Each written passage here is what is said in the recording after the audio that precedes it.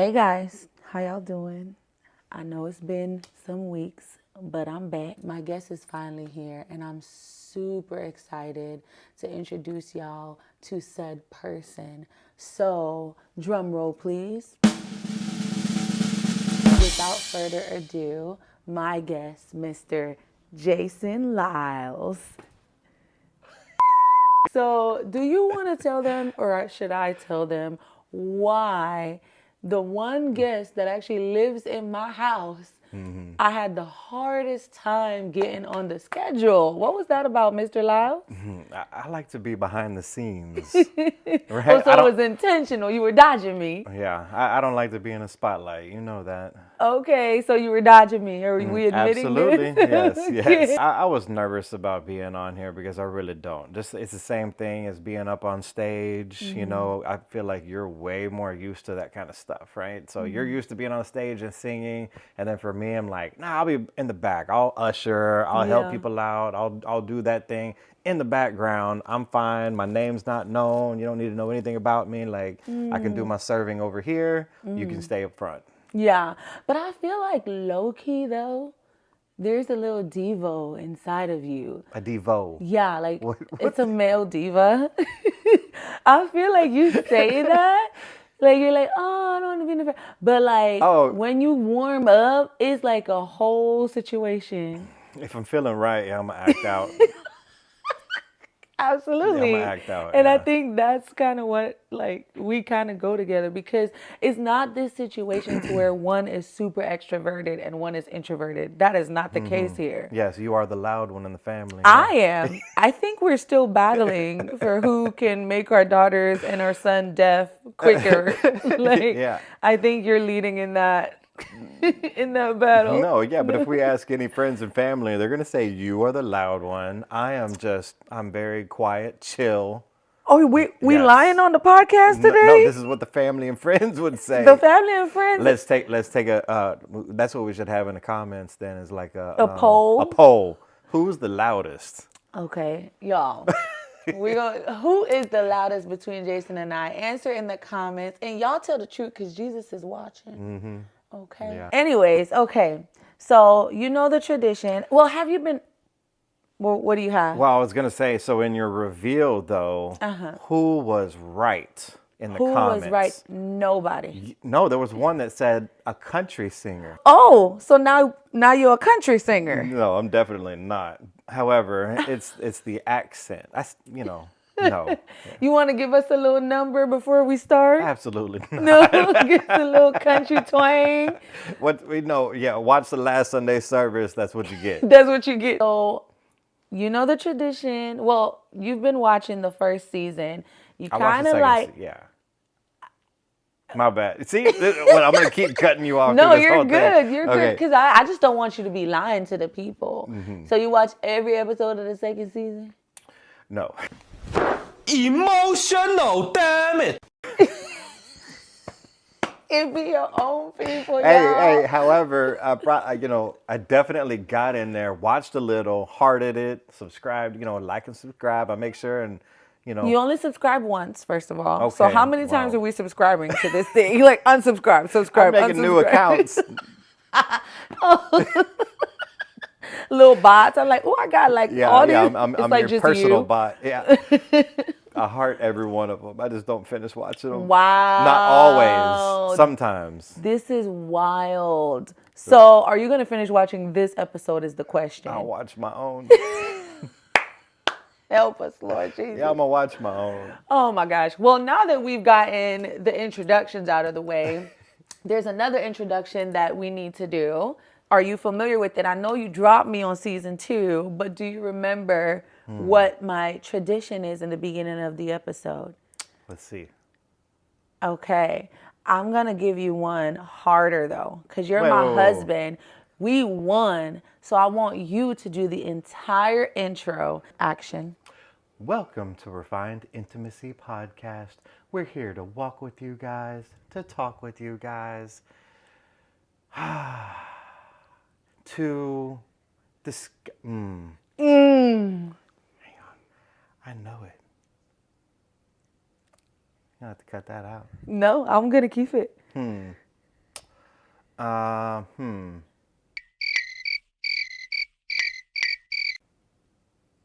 To walk with you guys, to talk with you guys, to discover intimacy with God in His with His process. Good try, babe. You came very All right, now close. let's go ahead. You show me how we do it. Okay. Welcome back to the Refined Intimacy Podcast. I am Kalisha Lyles, and I'm sitting here with my husband, Mr. Jason Jason Lyles. Lyles. Yes, sir. And what is my intro? Because now I don't know. It's been like 2 weeks since I filmed. Now you were I'm trying to just tell me kidding. that I was wrong. And I'm here to walk with you guys, to talk with you guys, to experience intimacy with God through His process of refining. Welcome back. That was much better than mine. It's okay, you tried. Maybe if I would have watched all of season 2. Maybe. See, Yeah. that's what happens when you don't, watch complete episodes. Is it because you see me every day? You're like, nah. We're like, I got enough of you today. Yeah. The first thing we're gonna do is talk about your testimony. We know you're my husband, but there was a Mr. Lyles before there was a Mrs. Lyles. Yeah. So, so I want to hear a little bit about how you grew up, what your testimony is, and really like, how did you come to know Jesus? Like, what was that like for you? So a little bit childhood, a little bit how you grew up, and really ultimately the point is, how did you get to this place where you've given your life to the Lord and like He's your Lord and Savior?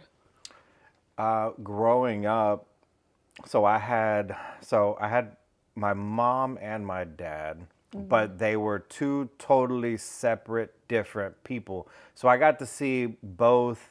My mom would take me to church, or she would drag us to church, right? It's like, no, it's Sunday, we're going to church, or it's Wednesday, we're going to church. And then I had my father that was the complete opposite. So to where as I had my mom that was a believer, I had my dad that was the one that would he was addicted with drugs and alcohol and whatnot. So he was one that I would always see on the opposite end of the spectrum, where he never went. He was the man that stayed at home on Sundays that would never go to church. So I got to see her as a person that was, never touched drugs or alcohol. And then I seen him all the time, always in it. And so just opposite ends of the spectrum, there was a lot of domestic violence. There was, we lived in government housing. My mom was the only one that would work. She was the only one that really took care of us, that paid for all the bills, to whereas, I had seen him as the person that was lazy, not working, not holding a job, due to the fact of so much drugs and alcohol and everything, always in and out of jail. Pretty much for like my entire life. It was always about a year in, a year out, a year in, a year out, maybe a few years even in and out. And the list was long, of arrest. We were known as the neighbors where the cops were called at the apartments. It was our house, it was chaotic, always destroyed. And that's pretty much what I had grown up around, and then still having to go to school every day and act like everything was normal, in our life. And, as we grew up and got older, it got to a point, to where as I got older to be able to, because like I said, there was a lot of domestic abuse. So as I got older, it would now become between me and him as well, and fighting each other, trying to defend my mom, and stepping into that role now. There was a lot of destruction in that, where we would then go back and forth with each other and fight, and more jail time, and just a lot. And at the same time, then I ended up having we would have a relationship actually as we grew up. As I got into the teenage years, we would have a relationship to where he would give me, breakfast in the morning, which would be whatever it may be, like smoking together, taking pills together, and everything else, drinking together and all that. So that was the relationship that we had, not that mom knew at the time. Yeah. I'm pretty sure I had told her before. If not, she gonna know now. But I'm pretty sure I had told her before. But eventually, as I get older teenager, then I have my own. I'm working and whatnot, and kind of starting off in my career, and still staying at home. But I remember there was one of the nights that whenever I had came home, and as a usual thing, my dad would come in late at night, stumbling in, completely wasted and whatnot. And, one of the nights he laid down on the couch and did his usual thing, passing out, snoring, whatever. I'm watching a movie. And whenever the movie shut off, I realized that he was no longer snoring. So whenever I went to go and check on him, though, he had already passed away at some point in the middle of the movie, and just due to the same thing, due to a lot of pills, and then mixed with a lot of alcohol and drugs and whatnot, stopped his heart for the most part. So after he had passed away, I was probably in my younger 20s. And that's the kind of thing that, from growing up through all those experiences and seeing everything and seeing the destruction of drugs and alcohol and everything else, and saying, I will never be like this person, right? Like, I'm going to grow up, I'm going to be a man that works, takes care of his family. I'm going to, this is what a man should do, really. And not be that type of a person. I'd kind of made an inner vow that I'm never going to do that. Well, the flip side of it, though, is that you're hanging out with everybody that still does all those kinds of things. You're still partying. You're still hanging out with everybody that does it. So, I end up picking up the exact same things. I was always the type of person that I never really drank a lot in the beginning. Even whenever it was 21, it's legal, you can drink now. I never really cared to. I would smoke weed, things like that. I was totally fine with that, right? Just a chill pothead or whatever. And that was totally fine. What's wrong with it, right? It's just chill. It wasn't until, you can't really hold a good job if you're a pothead, right? So you got to take drug tests and everything else. You always got to be worried about that. And that's a really crappy lifestyle. So then it's like, okay, put that down, but now I'm going to drink alcohol because this is legal. This is totally fine. This is acceptable, right? That just ended up then becoming, kind of the same person as my father. Now, without anger issues necessarily, domestic abuse, physical abuse, and all of those things, but just a lifestyle of, I will handle and deal with my issues by drinking then. You had a long day of work. I deserve a drink, whatever it is. It's now the weekend. We're going to drink, So it just kind of became one of those things of constantly drinking. And then, as I got older, then up until the point of about 35, man, I ended up being out late, doing the same things, hanging out with everybody around 2, 3 a.m., trying to drive home. Ended up coming up the wrong way, entering the exit on the freeway, trying to come home. And thankfully, there was a very nice officer there to meet me. And he asked me, hey, bud, where are you going?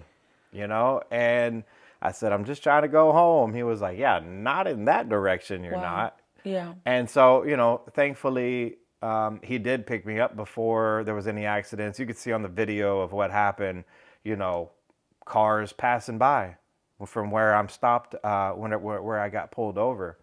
And it just made me think to myself, like, wow, that's a possible family that I could have killed. There's a truck that could have killed me, or I could have killed someone else. Could have, lost my family, whatever. Like, I just would have been gone, or I would have killed somebody else's family.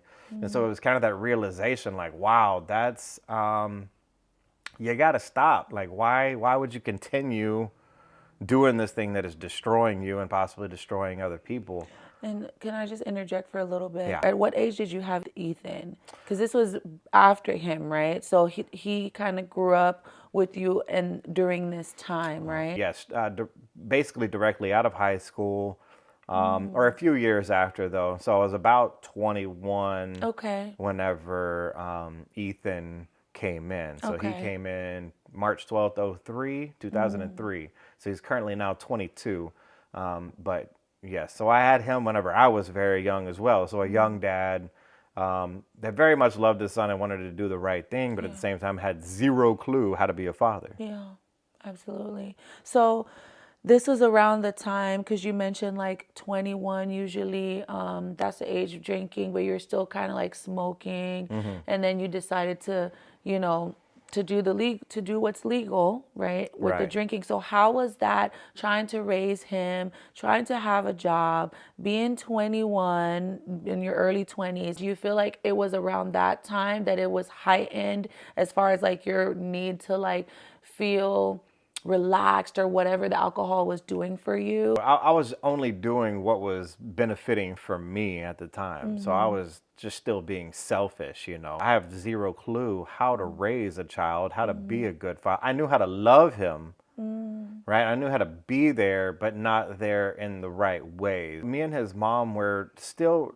technically together for about the first 2 years of his life, but I just continued to do my way, my thing. I'm, gonna be a good man by working somewhat. Even then, I actually wasn't that great at just keeping a job because I was still just all about myself, hanging out with friends, and I didn't want to grow up yet, right? Yeah, To have that responsibility. yeah. So, At this time, this was before your father passed, right?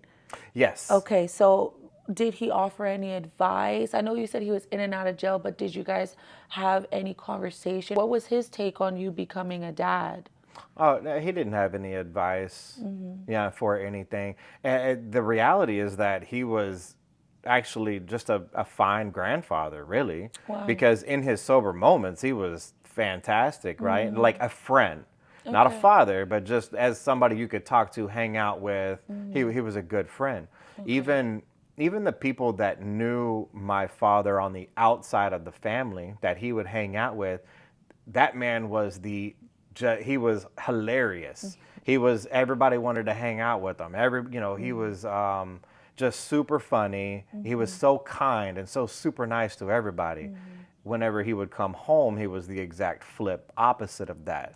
And he was just crazy, belligerent, angry. So we got to Wow. see the flip side. So really, yeah, he would be the exact opposite. But as a grandfather and in the family and sober and everything else, yeah, he was there for Ethan. He loved him, as a grandfather would. I was just curious. Okay, so now we can kind of jump forward to you are going on the wrong way on the freeway. The cop stops you. I believe you spend the night in jail.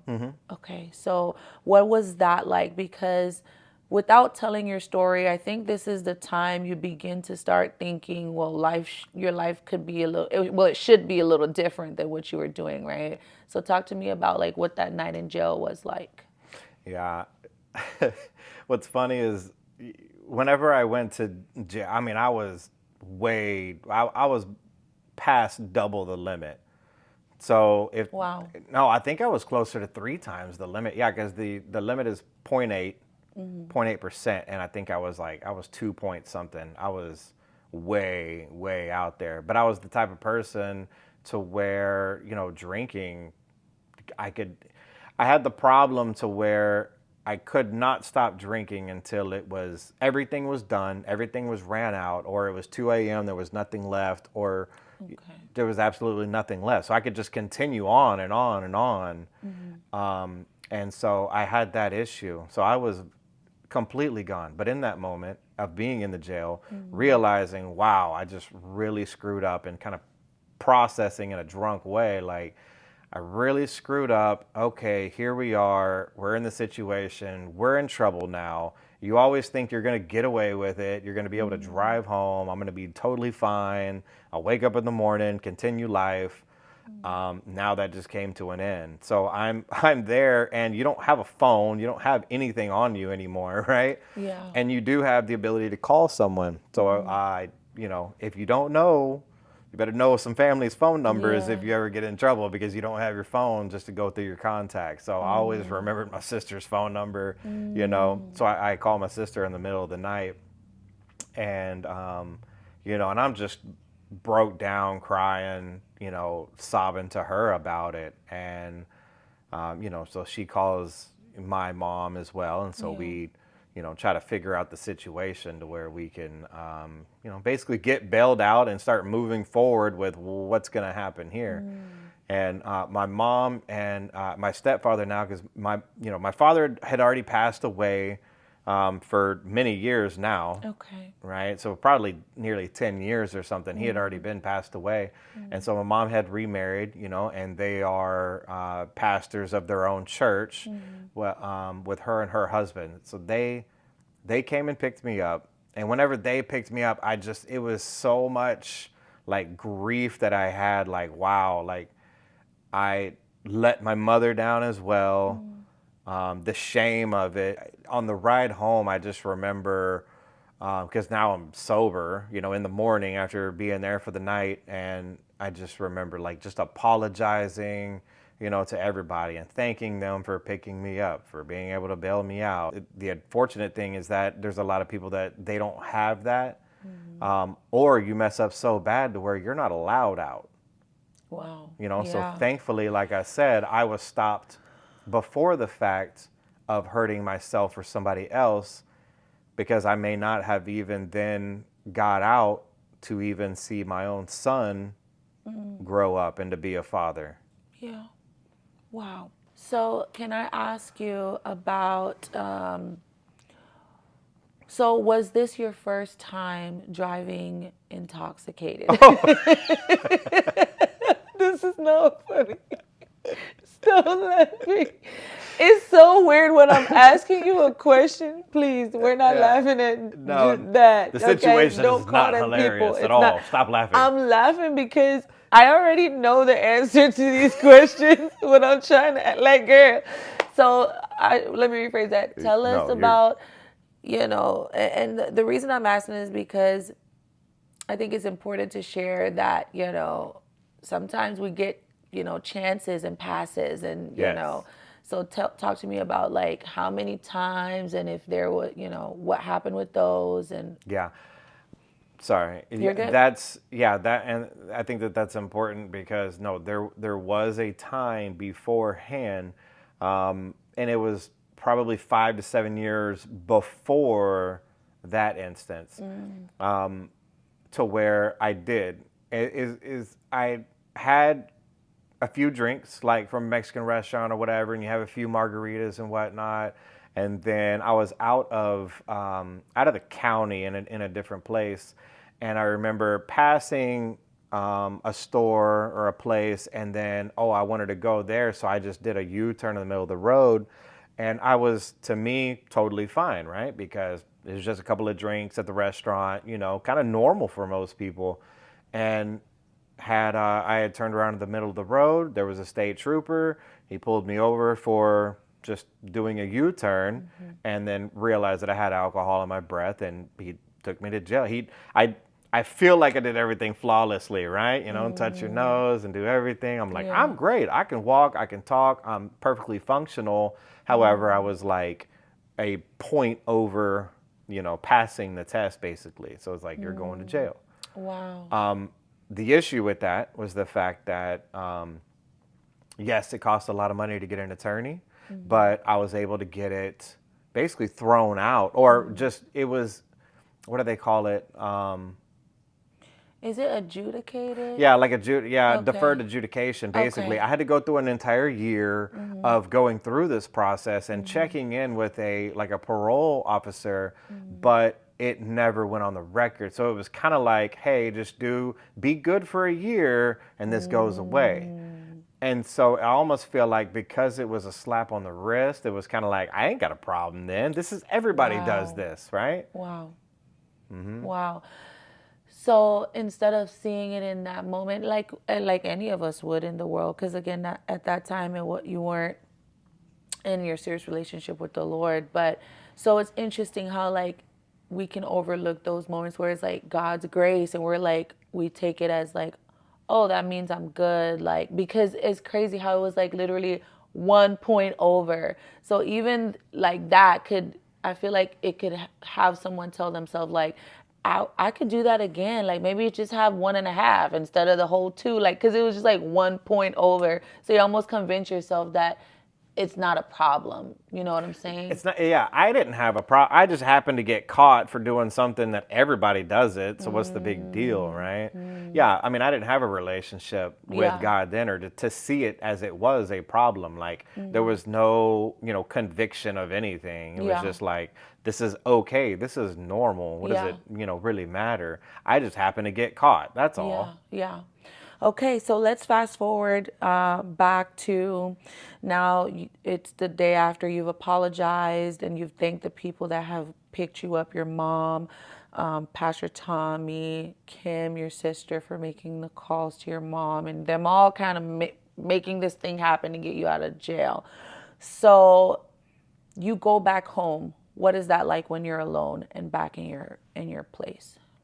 Yeah. So whenever I went home and played everything back, thought about what had happened, where I'd come from, what I had been through, everything from the first stop and the first issue to now the second one, to everything you've been through in life, and kind of where you're at now in this moment. Because this is a full stop reset now in your life.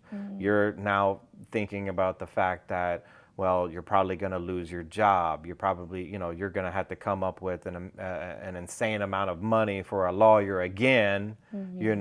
This is, you're starting all over again in your life now, and you're going to have to deal with these consequences because regardless of God having grace for you, you still have to go through the consequences of your actions. And so just kind of replaying everything.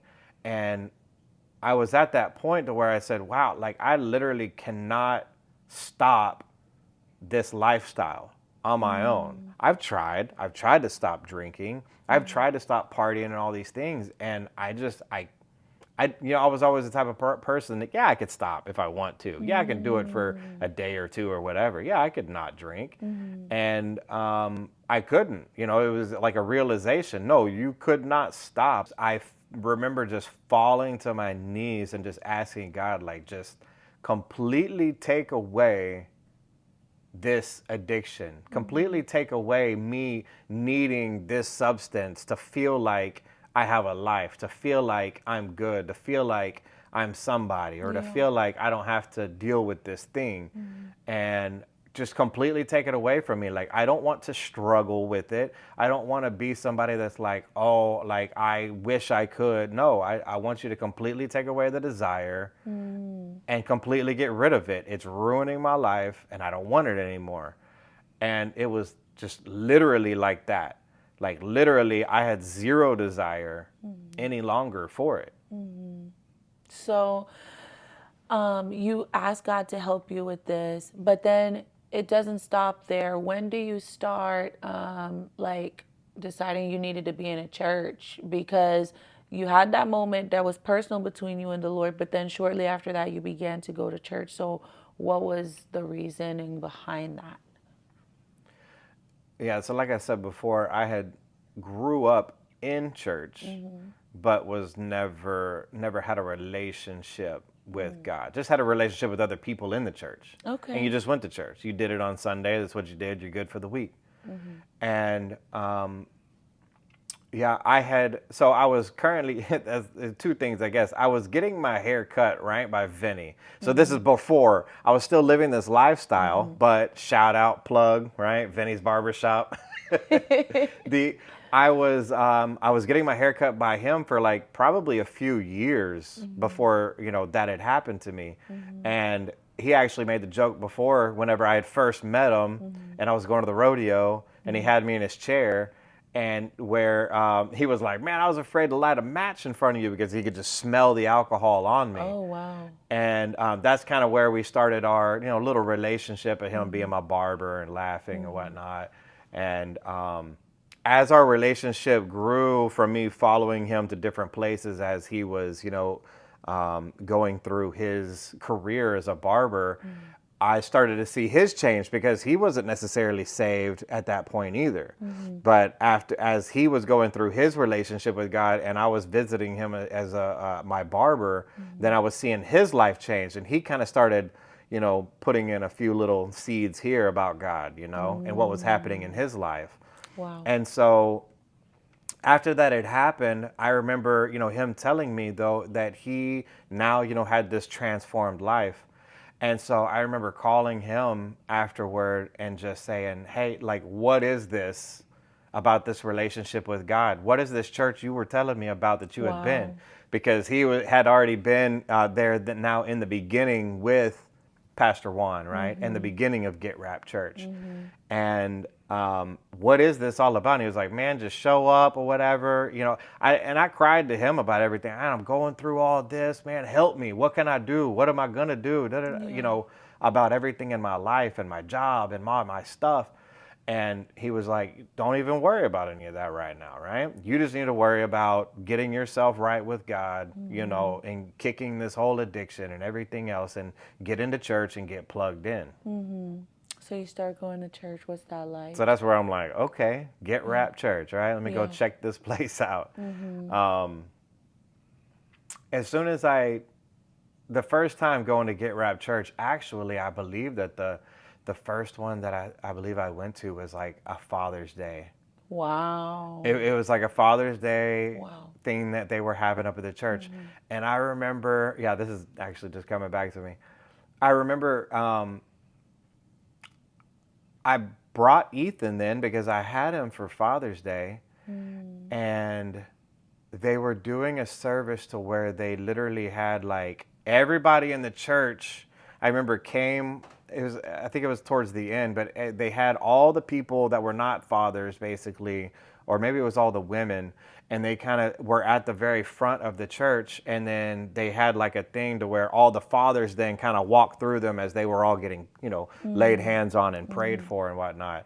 And I remember, them doing an altar call, and I remember, I don't even know who he was now, but just praying for me. And I remember I was like, wow, like, this was a man that was praying for me, that like he had a relationship with God. Oh, that's kind of what this looks like. Wow. Oh, that's kind of what a man and a father and a man of God actually looks like. And how they speak and how they talk to God and how they pray for other people. And I was like, that's interesting. I've been in church my entire life, yet I've never really met or talked to somebody that had a real relationship with God, much less like a man pouring into another man sort of a thing. Wow. But I remember, oh, wow, like, okay, and this is Father's Day and everything else, and like I'm here with my son and we're getting prayed for and all this. And I'm like, yeah, you could just, you immediately felt like the love and the connection and the family within the place. How old was Ethan at that time? Do you remember? Like what? He was like 12 or 13. Wow.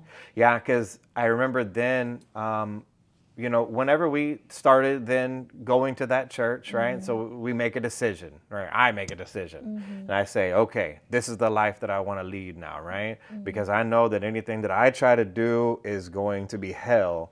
And so this is the life that I'm now choosing. Okay, God, like you helped me to get over this addiction. Now, what does life look like now? So let's go down this road. Yeah. And so Ethan, is about 12 or 13 years old. And then that's where, after going for a little while, I decided to get baptized.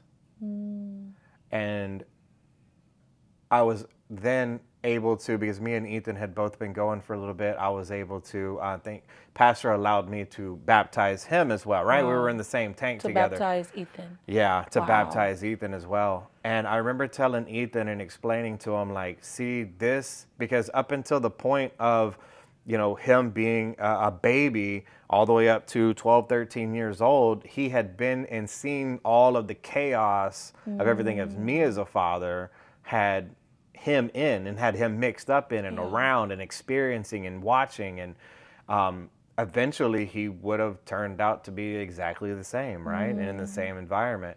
And so I explained to him, you've seen this and you've seen what the product of this is and what becomes of living this life. Yeah. Now you see the second half. So I'm really kind of thankful that he got to see the old me versus the new me, right? Because then he can really say that, wow, I really seen what a relationship with God actually looks like, what a family now looks like. And now that he's an adult at 22 years old now, jumping forward, he gets to make the decision for himself, because it's not like you can say, well, I didn't know what this life would give me. Yeah. Now you do know. Yeah. Wow. And then we can even, go. I know you're itching to get there, which we can, because Yeah. going down the timeline, it's fitting. So, we end up at the same church. So, talk to me a little bit about that. Yeah. You want me to talk about the part where you were stalking me? We gonna keep this Yeah. lie up. No, it's not a lie. It's not a lie. Once again, yeah, we can ask the people if they believe it's stalking or not. Listen, it's your night. We're gonna hear from your side tonight. And No. if y'all see me do a little this, that means it's a little fishy, a little shaky. She's going to twitch. Okay. Where do we start? So how long were you going to Get Rap Church before you noticed the love of your life? Oh, I noticed you in the very beginning, right? So like I had always said, whenever I first started going to where it was like, okay, this is my place, this is where I'm gonna be, this is home, and I was really getting plugged in and whatnot, and in really, now starting to worship and listen to the service and everything else, then heard the voice of an angel up on stage, the I remember you up there worshiping, and I was like, wow, like I would see you worship, but I'd see you worship in tears and falling on your knees and your face on the stage, and I'm like, why are you, like, you're not just up, you're not singing, right? You're literally up there worshiping and falling on your face, and I'm like, what is going on with her? Like, this is like a relationship on 10. This is a complete different level, right? Because it's just something I guess I haven't really experienced before. But I remember just, I saw you, I said, wow, she's purty. But I definitely knew, though, that I was here to have a relationship with God. Like I was not looking for a relationship with a girl at all. So you wanted one with him? Why do you keep looking at me like that, dude?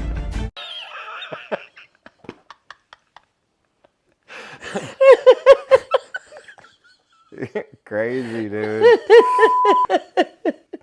That's how you said it. Okay, With I'm a focused. girl. I'm focused.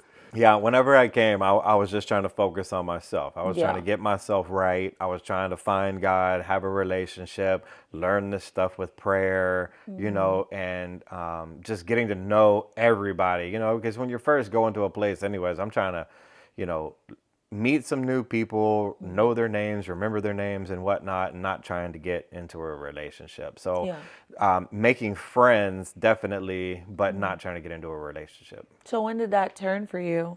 Because at some point you shot your shot. So Well, I think actually we started kind of hanging out with some of the same people, right? So like going out to eat, after service, and being around other people. So this also gave us an opportunity to kind of like see each other in our, natural habitats. Out, eating and just talking amongst other people. Yeah. And I had kind of noticed, I think, that we kind of started sitting a little bit closer to each other, a little bit, because there might be like a group of So who 10 plus was- people. who was sitting closer to who? Because I think I probably kind of started making, I actually, no, let me take that back. Who would get there first? I don't remember that. Because that probably mattered. Because if you were already there, I'd probably try to find a seat that was somewhat close and opposite, right? So that he could see you. Oh, yeah? Yeah. Okay. I mean, and you So were it sounds like you were the one doing the stalking. I'm just saying. I think regardless, though, you were very loud, right? So I could always hear you either way. Hope you know that I'm going to cut this. You're not. I am. So anyways, at some point, your reservation to dating changed because you shot your shot. so. No, I think technically you knew then that I was thinking of you because I had asked at some point, hey, how old are you? You asked my age. That's when I knew you wanted me. Yeah. Well, I wanted you. Yeah. No, this is when you knew I was interested. Because. Ooh, bless you. Thanks. Because why would you ask me my age if you didn't want me? Like, I knew you wanted me. Want me. Yeah. Interested in I was you. like, this man is obsessed. As soon as you asked me my age, I was like, oh my God, he's obsessed. I didn't even do nothing. So the problem was the fact that I was 35 at the time, and you were 25. And I had a 10-year limit. And I said, you barely made the cut. Barely. Thankfully, you know, I definitely felt through our conversations and getting to know each other that I felt like you were mature for a 25-year-old.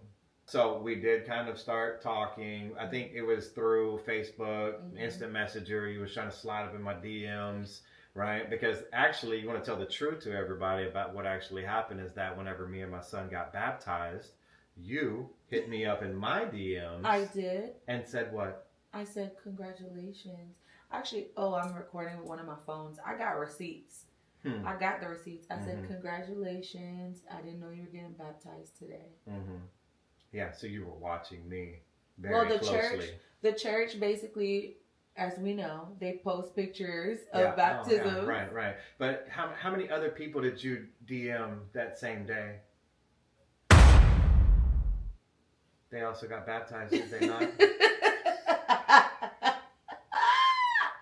Yo, I can't cut. So anyways, I did slide into the DMs and say congratulations. And then, man, it was like literally pressing a button and this man activated, okay? Conversation did not stop. It's still going today. Yeah, I don't know when to stop talking.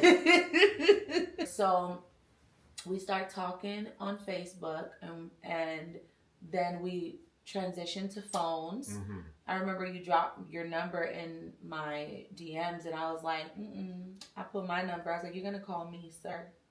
So you called, we were talking, and so let's talk about that time. Man, I couldn't get you off of the phone at that point. Oh my gosh, we're going to be serious? No, that's serious though. Not that I couldn't get you off, but you couldn't get me. It was vice versa. It was one of those moments to where you really felt like, dang, like when you really first met somebody for the first time, you really talk about everything for the first time. And it was daily, every single day, like literally falling asleep on the phone, getting off the phone at 5, 6 a.m. in the morning or whatever, still getting a few hours of sleep, going to work. That was ridiculous. And at the same time also, there was something that happened to where you had asked me, hey, so why did you start coming to church? And what made you decide, to find this place? Why are you here? Why are you searching for God? And it was a trick question. Was it? Yeah. Was it? I think it was a test. It was definitely a test. So, you asked me why it was that I was there. And I told you the truth. And I said, this is exactly what happened to me. And I was arrested here at this point. I am currently going through this thing with the courts. And, I messed up. Now I'm here trying to get my life right. And I'm starting this new life. And I told you the absolute truth. And how did you know it was the truth? Well, like anybody that has caution, because I didn't know you now. You just showed up out of nowhere at Get Rap Church trying to wrap me up in your conversation. Okay, so I didn't know you. So I'm like, you know what? We're talking a lot. I like this guy. And so I decided that I was going to do a little background check on you. You did. And I found the record of the DUI. And so I was like, I looked at the date and I was like, whoa, this is super recent. And so up until then, we hadn't talked about any of that. And so, yeah, I asked the question because it just made sense to me that it being so recent, maybe that's why you decided to change your life, but I wasn't sure. And I wanted to give you the opportunity to tell me. I wanted to see what type of guy you were. Like, were you going to be like upfront with it, or were you going to, Exactly. Was I going to lie, or was I going to be truthful? Yeah. And that right there, even then, is a sign of a change, right? Are you going to be a person that lies about your past, or are you going to be upfront about this is a part of your testimony? Are you going to hide it? Right. And I think for me, that was a pivotal, one of the moments that was like, it brought me a little closer to you as just a person, like not even, because at that time we weren't in a relationship, we were literally talking, trying to get to know each other. And yeah, that honesty definitely softened my heart or turned it more towards you. So then we start talking about dating, and I remember, you telling me, my husband, the first time we ever kiss is going to be at the altar. And whenever you told me that, I laughed in your face and said, good luck, buddy. You sure did. I laughed at you. I said, good luck finding a man that you're not even going to give him a kiss at the end of a date or anything, like not even a peck, nothing. You said, I will not kiss my husband on the lips until we are at the altar and we say we are married. And I said, yeah, good luck finding a man like that. I laughed in your face. And then after I thought about it, though, not knowing it would be me, after I had thought about it, I gave it mad respect, because it was like, wow, like you really care so much for yourself. You care so much for marriage. You care so much for keeping it pure that we're actually going to do this. Like, we're actually going to not kiss. We're not going to actually put things out there that are going to make us stumble, And that was the thing that I didn't understand. It was like, why can you not just have a little kiss here and there? Why can we not do these things? Because of course I'm still early on or whatever. I'm thinking that's still normal, and that's fine for most people, right? But whenever you explained it to me, you were like, I don't want to accidentally stumble into something that we don't want to get into. Why don't you explain your thought process in it? Yeah, my thought process in it was that, I mean, this was my first relationship in Christ. Right? I had been single and celibate for like maybe 2 to 3 years before I met you. And so before that, it was like, there was no marriage on my mind. There was no, like my last relationship, there were no standards. There were none of that, right? And so I'd been in church long enough to kind of see other people's marriage and ask them questions and kind of see, well, what does it look like to get to a point to where you are two people that aren't perfect, but you have the standard of keeping Christ in the middle. And I think one of the things that stood out for me was that they were vigilant in protecting themselves while they were dating. And so that's what that was for me. Now, to say that, did we make it to the altar and not kiss? Absolutely. We didn't kiss until the day of the altar. But we did have little moments where stuff got a little touchy-feely.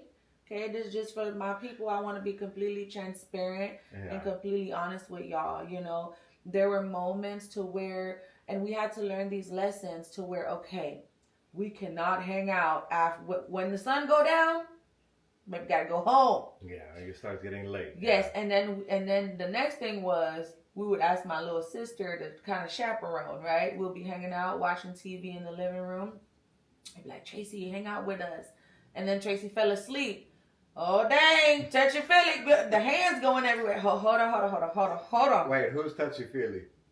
Listen, I'm not placing any blame tonight, okay? I'm not in the blame ministry. It was both people, having a moment. And so we had to learn these lessons to where it was like, yeah, there's a way that I'm still holding the standard of not kissing, but temptation still came in different ways. So we dated. When is election month again? September? November. So from November, we dated from November, and then what happened in July the following year? That's what you're trying to get to. Yeah, in July then, so we had a thing up at the church called Witness Wednesday, right? And that's where people would do testimony. And at the same time that I said I wanted to use that platform also to go ahead and set up a whole thing to propose to you. So we also knew though that we were like, man, if we're not going to be kissing, and we're also trying to keep this purity, if we know that we know what we know and what we feel, because we both felt like this was the first time that we actually had a relationship that felt like 100-100. Yeah. As far as both of us putting in the same work, the same energy and everything, that we ain't gonna do this for no more than a year. Yeah. All right. Sure. Like if we know what we know, then let's do it. And so that's where the proposal came in, and then immediately after started setting dates. Yeah. So you proposed in July, and then we got married in October. I almost said August. It's because Aurora's birthday is August. 10/8/17. So we get married in October. We get pregnant. We were gonna wait. First of all, we're gonna wait like 1 year. We said we're gonna wait a year, and then Pastor Juan. Yeah. Over here praying over my empty stomach, and then 2 months later there's a baby in that thing. I was like, oh my Lord, we're pregnant with Aurora. Yeah. So things went by really quickly. Yes, extremely fast. This is what I'm trying to get at, right? So the whole purpose, when I thought about having you on the podcast, the topic was being a parent and being in a marriage when you have absolutely no blueprint. Right, how when neither party knows what they're doing. None of us had like an example in the house to show us what a successful marriage looks like or successful parenting looks like. So that first year of marriage, I know y'all have been enjoying this story, and y'all are really like, oh, some of y'all like, oh, and that's beautiful. It is giving awe. But we're going to get into some real stuff, right? So that first year of marriage. You want me to tell it or you want to tell it? Oh, the part where you tried to run me over with the car? You going to tell him that? You know I didn't try to run you over. You jumped out the car while it was moving. The car was at a full stop. You hit the gas. When we get to heaven, I'm going to ask for the replay. I wasn't even going to go there. I already know what it was. Why not? That's a hilarious story. Okay, well, first of all, before we get there then, let's at least build up to that point, right? Let's get it. So the wedding went so amazing. Everything was great for the first couple of months, and then I get pregnant. Then immediately after, we buy this house. Lots of changes, and I get really sick too while I'm pregnant for the first what felt like forever. I don't even know how long I was sick, but there was a lot happening, and in the midst of all that, I'm asking myself, did I make the right choice? To get pregnant or to get married? To get married. Lord help her. I said, this man is crazy. Oh. We're going to tell the truth tonight. This year is going to be 7 years married. No. So, I keep telling you, is it 7 or 8? It's going to be 8 years this year. It will be 8 this year. That's what I keep telling you. You corrected 7, me. you see the violence. Y'all seen me twitch. Okay? She's raising the hands at me again. If I come up in here with a black eye, and y'all know what happened. It's going to be 8 years this year. Yes. Do the math. 2017 17 to 25. to 25 Yes, is 8 in years. October. In October, okay. So, anyways, looking back though, I could see how normal it would be to have those thoughts in the first year of marriage, because just speaking to other people, that stuff is like normal. It's a lot of change after, like, you know, the reality sets in. And to add on top of that, we got pregnant pretty quickly, right? Mm-hmm. And so again, we'd never lived together and none of this. We're just like two people with hearts in their eyes, and then we're moving, and then your heart started turning into flames. It was a struggle that first year. I mean, maybe first couple years, because here we are. We both love the Lord. Mm-hmm. We both love each other. Yes. But we both have absolutely no freaking idea how to be a husband and how to be a wife, much less how to be a parent, because now I'm pregnant. Yes. So we start getting into it real bad. A lot of arguing. And around that time, Pastor Greg and Pastor Michelle really, they just have such a spot in my heart, because around this time, they would come to our house once a week faithfully. I want to say they did that for like a year or maybe 6 months. I don't know how long they did that for us. And they would counsel us, you know, hey, don't kill each other. What's going on here, right? So during one of those sessions, I couldn't wait till they got here so I could tell on you, because that was the week we were kind of going back and forth about vaccinations. Would we vaccinate our baby? Yeah, would we vaccinate or not? When you're dating, you don't think to ask, we gonna vaccinate our babies? Right. I'm like, you know, so these are things that just kind of started like coming at us, like one thing after the next, and we started realizing like we're bumping heads. And so in that argument, I'm driving. Do you want to tell it, or you want me to tell it? You can start. So I'm driving the car. Well, go ahead and tell your version of the truth, and then I'll tell you mine. It's the best way to do it. Okay. So I'm driving the car, and we're going back and forth, and we pull up. We're about to pull up to the house, but I keep driving because, first of all, the conversation is not over. Right. We're gonna stay. I'm gonna hold you hostage in this car. This is exactly what you were doing. I was held hostage in the car. I'm like, you passed the house. You were like, we're not done. We're not done until we figure this thing out. And you kept driving. I'm like, we're just going to keep circling and passing the house. So eventually you kept driving around. And I remember we came up to the point. It was either a stop sign or I just asked you to stop. Mm-hmm. And you stopped in the middle of the street. And I was ready. It was a stop sign. Wait, so I was ready. So what I was doing was I was in the passenger seat, of course.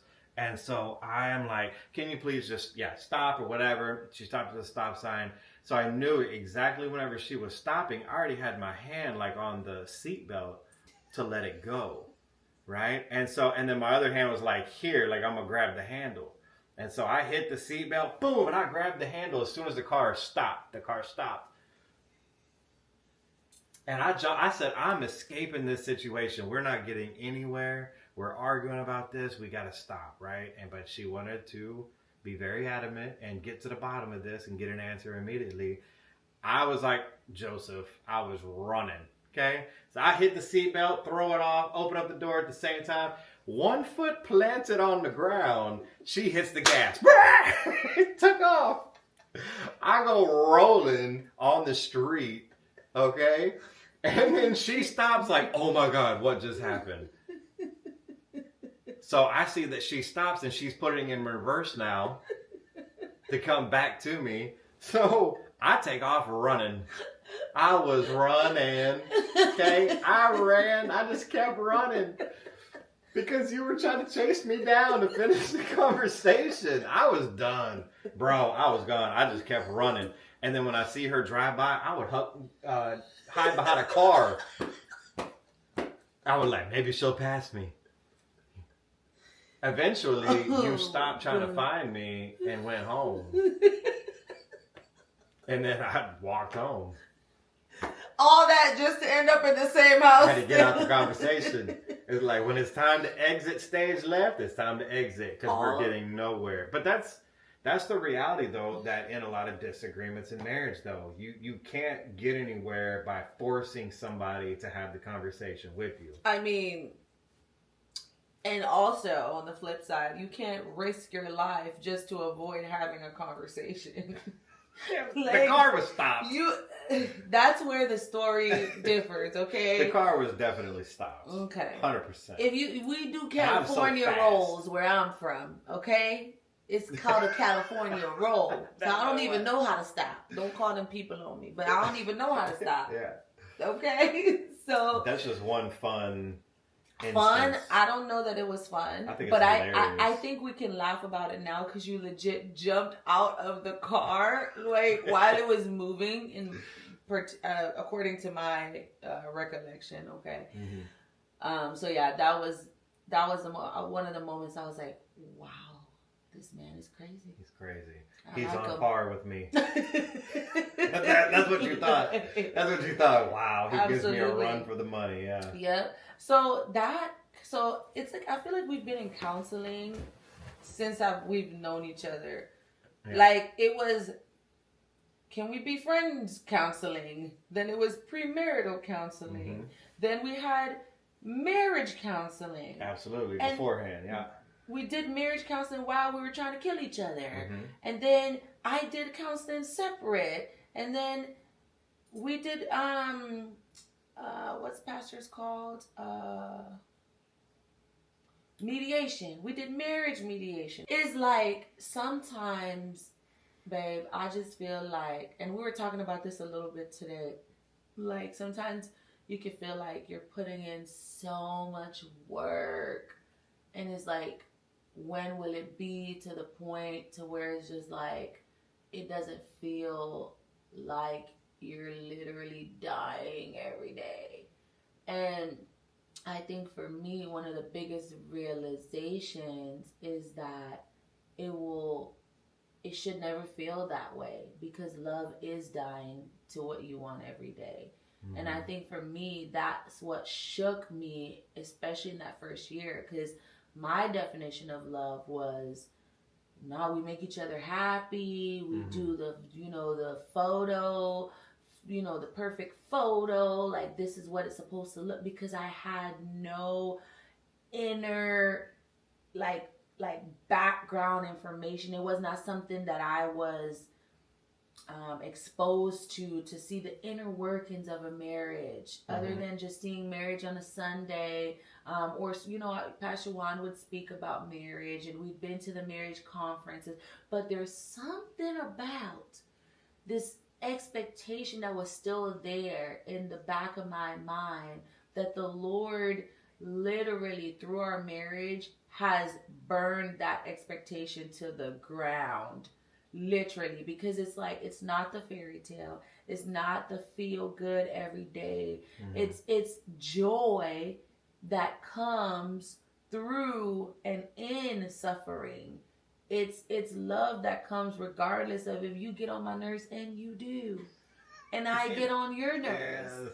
Right? It's this love without expectations, where that's the one that I feel like he's been working on me a lot in this season, is like he's showing me that my love is very contingent sometimes. It could be contingent on like if I feel that they deserve my all in that moment or not, you know. And it's like all these ideas that I had about love, this marriage has like shown me it's the opposite of what I've ever thought. And that can be a scary thing. But when I realize what God is trying to work out in us and how it's affecting our kids, it makes it all worth it. It makes the dying worth it. Like the Bible says, for the joy set before him, Christ endured the cross. It's like, I'm seeing our kids get to have a life that we never had. For that joy set before me, I get to endure the suffering of dying to myself, dying to my pride, dying to just getting it my way, which is still something that I have to work out every day. It don't matter if I'm doing a podcast. It don't matter if I'm leading worship. I still struggle with these things, and you get to see the good, the bad, and definitely the ugly. And so what are your thoughts from when we first got married to your thoughts on marriage now, almost 8 years into it? Yeah, I think that we both thought that, well, we're both Christians. We both love God, right? And so now we're going to be married. It's going to be great, right? Because we know what we're doing. We both love God. And so we love each other. And so marriage is going to be easy because we did it the right way, didn't we? Okay, we did everything right. You know, we waited until we got married to get it in. You know, to get it in. Get it in. You're good. Go ahead. We waited until we were married. We did everything right. We're both living out this Christian lifestyle. We both love God. Marriage should be simple, right? It's 10 times harder in a Christian marriage than it would be in a worldly marriage. Because in a worldly marriage, we can fight and argue all day long. No problem. Oh, we don't get along? Great. Done. Bye. See you later. You know, we don't have to continue this. Who cares? But the fact is that now that we're in a godly marriage, now I have to forgive you, right? Like now I'm supposed to give you grace. Now I'm supposed to be selfless. This is hard. Like this is work. And that's one of the things I think that we were both realizing, like this is not easy. No, neither one of us know what it's like to be a husband and a wife and a mother and a father. Even though I was, you know, a father to Ethan before, but not in marriage, right? Or in Christ. Yeah, or in Christ. In the beginning, at least. Yeah, so this is all new territory. I still haven't learned how to do things properly, you know? And so we think it's going to be easy and just like, wow, we did it. We made it through our 1 year of dating. Now we're married. Everything's going to be simple and easy. But yeah, very quickly, you have to learn how to give mercy. The number one thing I continue to say is selflessness. Yeah. You have to be selfless because all that we want is for us. Every single argument, when you boil it down, so whenever we would get into an issue, an argument, and we would unplug, and we would separate ourselves, and we would go take this conversation to God, it was like every single time, you know, get her, Lord, like, I can't believe she did this, da, da, da, da, you know? And every single time it would come back, well, like, did you die to self? Did you give grace in that situation? So it would always come back as a reflection on yourself. Well, how could I have done better? And it always boiled down to the fact, no, you wanted what you wanted because you're selfish. And because you want it the way that you want it. And she wants it the way that she wants it. And so now both of y'all are butting heads because you're not serving one another. You're trying to serve yourself. You're trying to get what you want out of this. And I think that was one of the biggest ones. But I know in the very beginning, had always pretty much been a person that was like, if we had an issue, I was like forgiving in like under a minute. I'm good. I forgive you. Cool. Can we move on? Let's not solve it, but I forgive you. Yeah. And I'm not upset with you. Yeah. Let's move on. Because I was so used to being in, you know, from a childhood and seeing, you know, all the craziness. I was always used to like, oh, just put that back here or whatever, and let's just keep moving forward because, yeah, I'm used to a chaotic lifestyle. Yeah. This is normal. It was more avoidance than forgiveness, I think, though. Yeah, possibly, because if it comes back up later, then you never actually really forgave. For sure. Yeah. But I did notice that in the beginning, though. I felt like, anyways, yes, okay, I'm forgiving because I'm just willing to not argue. That's really not forgiveness, though, either. I just want to stop arguing. But then as the years went by, though, you started passing me up. Because as God was working on you, I would stay upset about something for longer. And then you would be the one, hey, can we talk about this? I'm sorry for my action in this. And it wasn't like, well, because you, so we stopped pointing fingers really about these things and actually you started coming to me more often and much earlier and faster. I mean, like, I'm sorry, that was my bad. I should not have done this or that. I shouldn't have said this. I shouldn't have done this. And I mean, it really is like forgiveness and asking for forgiveness and saying that you're sorry about something, to me, immediately drops walls. Because I can't believe that you would have done this to me. You know, we're sitting off in our corners and we're steaming. And before going to God with it, you know, you'll sit there and steam about something and be super upset about the other person. But if that other person comes to you with genuine forgiveness, you really will just drop your walls immediately and be like, okay, I understand. And immediately start giving grace then. And I'm sorry as well. Yeah. I felt like this because I just wanted my way. Yeah. You know? Yeah. And it's still a learning, you know, sometimes we still miss it, you know, but I think that we're getting so much closer now because no matter what, we're always going to disagree about things. We're always going to have a different viewpoint, right? Where I'm a man, you're a woman, like we have different viewpoints on everything. But we definitely now are getting better, not perfect, but that's one of those things that is just going to be a lifetime of perfecting. Yeah, for sure. And it's something I'm, you know, honestly glad to perfect with you. Yeah. Right? All right. All right. Yeah. Yeah. Well, I think a really cool way to kind of like do the announcement and then segue into the ending, because we're talking about the work that we're putting in, you know, and how it can feel like a lot at times, but then we see the fruit of it as well. And so one of the things that we've decided, our church offers this class called Change Group, and you were very excited about it. You want to talk a little bit about it, or do you want me to share? No, you go ahead. Okay. Yeah, you're very excited about it because it's not just a typical Bible study. They talk a lot about the brain and trauma, and it's a way to help us dig into our childhood stuff. And I love that they separate the men from the women.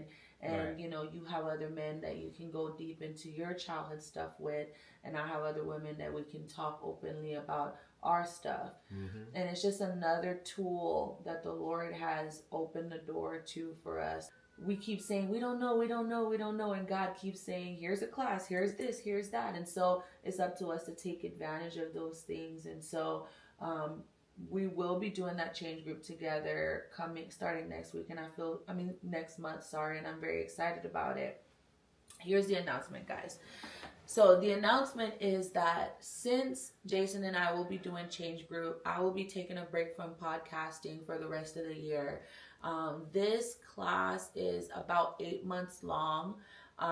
We're going to meet once a week. We're going to have homework. This is something that Jason and I, we take it very seriously. We know that God has opened the door for us to be able to do that, and for us to be able to have more tools, to be able to help our marriage grow, to be able to heal from things that we don't even know that's in there. And at this time, we just want to focus completely on that. And so I'm dropping, and I don't like to even use the word dropping, but I'll be honest with you guys. I'm saying until next year, but I don't know what the Lord will do with the podcast. I don't know if I'll come back in the closet, if I'll come back with guests, if I'll come back with Jason. I don't know. That's been on my mind lately. I have no idea. How you feel about it? Yeah, I mean, I think it's incredibly important, right? So we've noticed that, you know, we have to invest into the marriage, and we have to take the time out to figure out not how, because that's what I really want to do is I just want to fix you, you know, but it's not my job. Yeah. It's not my job, you know, it's for God to work on me for everything that I have going on and things that I've shoved extremely deep down from my own childhood and through adulthood and everything else.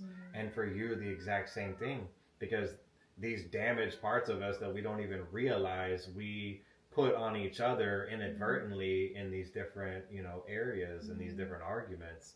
And so really bringing all this to light and saying, God, here is all the junk.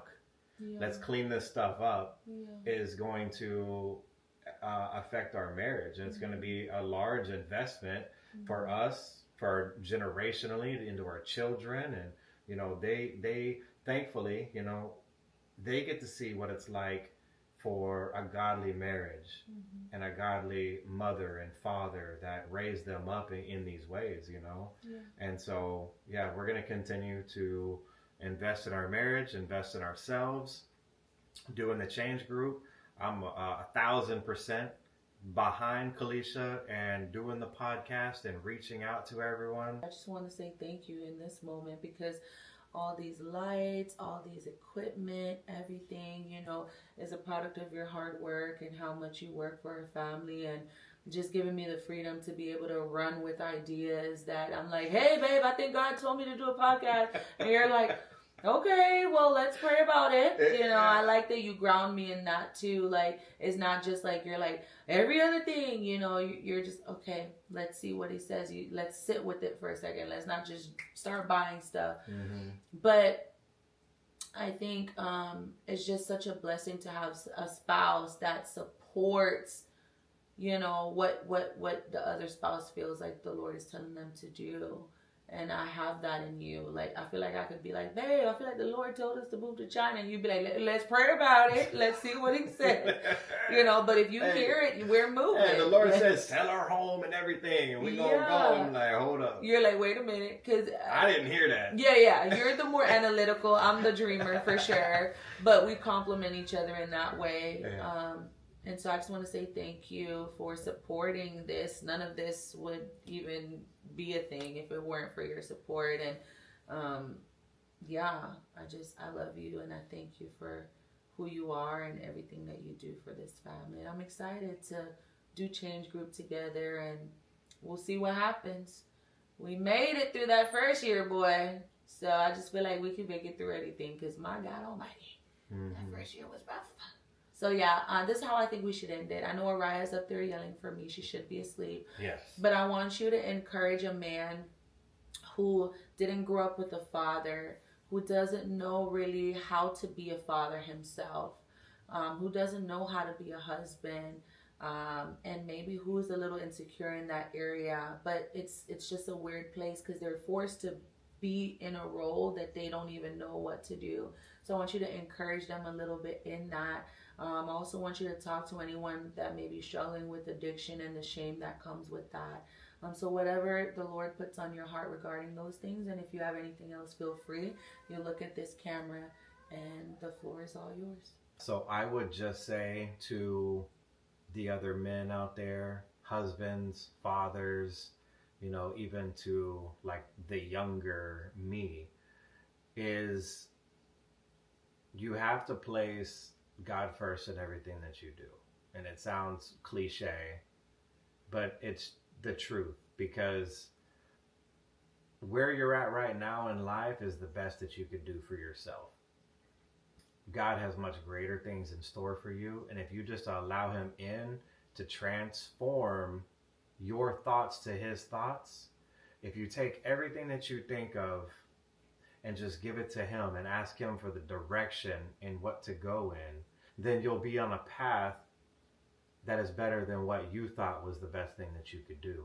I want you to be able to find other men of God around you, other fathers and husbands that went through the same struggle as you, that is walking and living out that godly life, and be open and honest about what it is that you're actually going through, all the deepest, darkest secrets, and really have that accountability for whatever it is, whether or not it's things that you're going through with substance abuse, pornography, or lustful thought, like just whatever it is that you're going through. That way you have somebody to disciple you, to walk with you in those things. So that's what I would say to encourage you. Thank you, Barrett. Thank you so much. for coming out of your dungeon. I know you say you don't like the lights. How do you feel about it now? No, I still don't like You it. still don't like it? I like behind the scenes. What does God tell you to do with me? If God tells me to do it, I gotta suck it up and just do it. That's just what it is. But, you know, until that point, no. This is not my comfortable seat. Okay, got it. All right. Well, thank you guys so much for joining us for another episode. Bye.